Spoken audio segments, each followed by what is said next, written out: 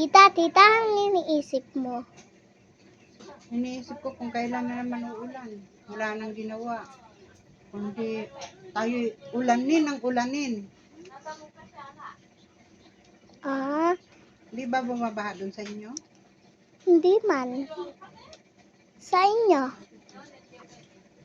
Dumadaan lang ang tubig, hindi naman bumabaha. Ah, Mauubos na yung lupa. oo nga po eh. Binabaha na. Yung natatangay ng lupa. Buti ngayon para maiwan mga bato na lang. Oo nga po, mga bato na lang po yung May bagyo na naiiwan. naman daw tayo ngayon. We? Tapos nakalipas na naman na isang araw natin. Ngayon, Sabado, no?